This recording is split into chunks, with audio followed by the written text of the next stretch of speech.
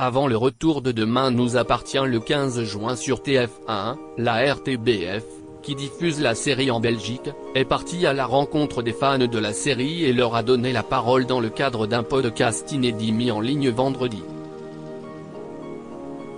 À quelques jours de la reprise de Demain nous appartient, qui reviendra à l'antenne de TF1 le 15 juin après près de 3 mois d'absence, la RTBF, qui diffuse la série en Belgique, a décidé de donner la parole aux téléspectateurs du feuilleton quotidien à succès. La chaîne a ainsi mis en ligne vendredi 6 épisodes d'un nouveau podcast intitulé Demain vous appartient, dans lequel l'animatrice radio Muriel Dujardin part à la rencontre de fans bruxellois et wallons au parcours très différents, qui ont tous pour point commun leur passion pour les aventures sétoises des Delcourt, des Valorta, ou encore des Moreno. L'occasion de découvrir ce qui leur plaît tant dans Demain nous appartient et quel impact la série a eu sur leur vie depuis son lancement en juillet 2017. Un vrai moment de détente. Maman au foyer de 45 ans, Noëlla avoue que si est son amour pour la comédienne Ingrid Chauvin qui l'a poussée à jeter un œil à la série lorsque celle-ci est arrivée à l'antenne il y a maintenant bientôt 3 ans.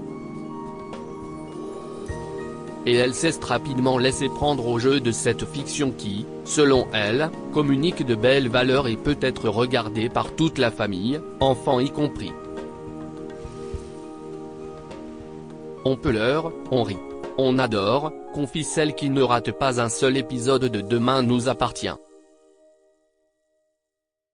Si est une série qui n'est pas vulgaire, si est la vie de tous les jours, ce qui se passe dans les familles, et je trouve ça génial.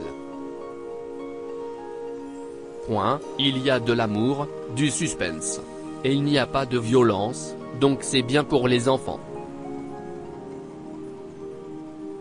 Regarder la série est donc devenu un vrai rituel quotidien pour Noëlla, et pas question pour elle d'être dérangée durant son feuilleton préféré. Des gens peuvent venir, je ne réponds pas. Moi tant que si est pas fini, je ne réponds pas. Je suis figé dedans. Si est mes 20 minutes à moi. Une addiction qu'elle partage avec le facteur du coin qui s'amuse parfois à lui spoiler les épisodes qu'il voit avec quelques heures d'avance puisqu'à la diffusion de 18h sur la RTBF Noëlla préfère la rediffusion du lendemain aux alentours de 11h25. Et si les fans interrogés sont pour la plupart conscients que certaines intrigues sont vues comme un peu cucu par d'autres téléspectateurs, tous s'accordent à dire que Demain nous appartient à leur petit moment d'évasion. Si est ce que j'aime justement, il n'y a pas besoin de réfléchir, on se laisse porter, si est un moment de détente, explique Céline, 38 ans, qui s'est découvert une passion commune avec sa sœur de 25 ans, Justine, avec qui elle s'est déjà rendue à 7 pour camper devant les studios et rencontrer les acteurs. Ça nous a permis de voyager ensemble. Et le soir parfois on s'envoie des messages.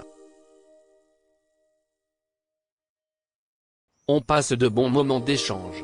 Du côté de Frédéric, père divorcé de 49 ans, le son de cloche est le même, la première chose que je fais en rentrant du boulot, je cale une demi-heure pour regarder Demain nous appartient.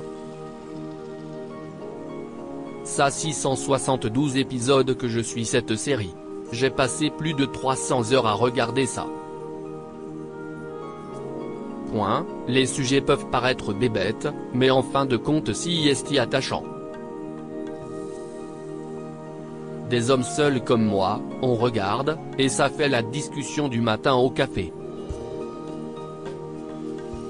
Et Frédéric est tellement accro aux aventures de Chloé, Alex, Flore, ou encore Maxime qu'il ne résiste parfois pas à l'envie d'aller lire sur internet ce qui va se passer dans les épisodes suivants.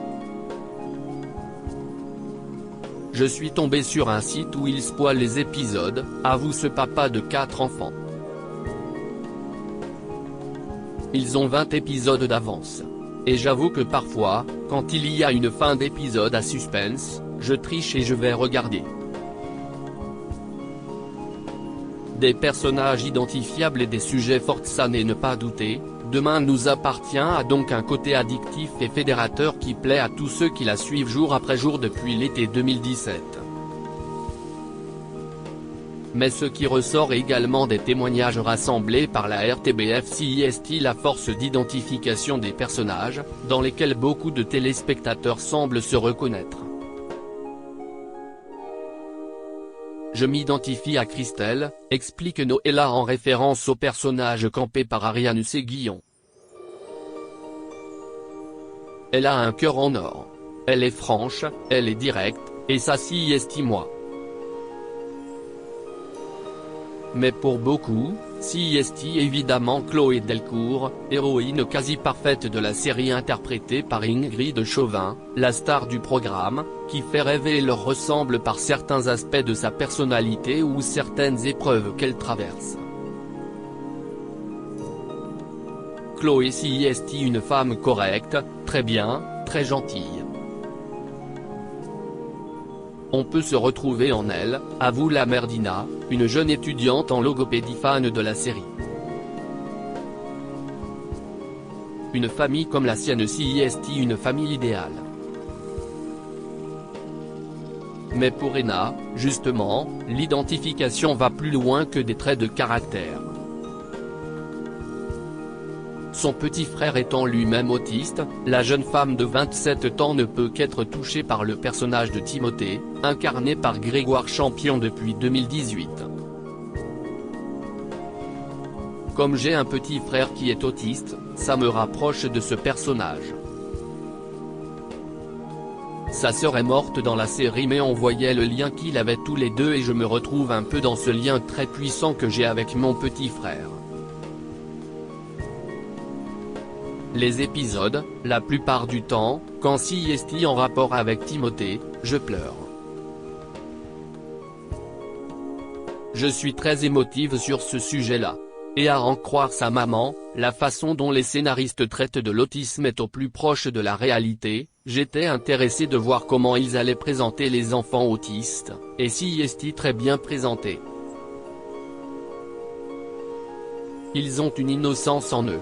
Ils sont droits, ça peut parfois blesser, mais ils sont vraiment innocents et très francs. Dans la série on voit que même si est un garçon solitaire, qui vivait tout seul, de côté, il a pu avoir une liaison avec une fille, et il s'est investi à 200% dans cette histoire. Des thématiques fortes et des sujets de société de plus en plus présents dans la série, du harcèlement à l'addiction, en passant par le handicap ou la question de la transidentité, qui pour Christelle, 48 ans, sont l'une des vraies forces de Demain nous appartient. C'est une série dans laquelle on parle de beaucoup de sujets qu'on peut considérer comme tabous, car avant on n'en voyait pas autant.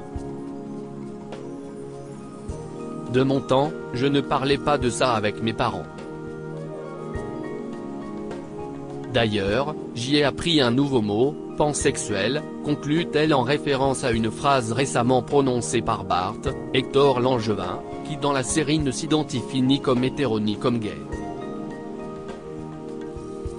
Pour ces quelques fans interrogés par la RTBF, Demain nous appartient est donc devenu un rendez-vous immanquable, qui les fait rêver, leur permet d'oublier le quotidien, et les touche de différentes manières.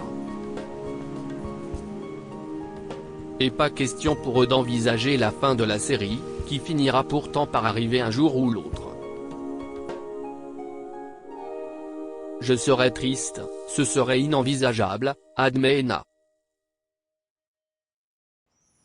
Mais heureusement, vu le succès rencontré par le feuilleton depuis son arrivée sur TF1, et sur la RTBF en Belgique, le soap emmené par Ingrid Chauvin et Alexandre Brasseur a encore de beaux jours devant lui. Retrouvez le podcast Demain vous appartient sur Ovio, accessible en Belgique uniquement, et sur les applications de podcast, dont Apple Podcast.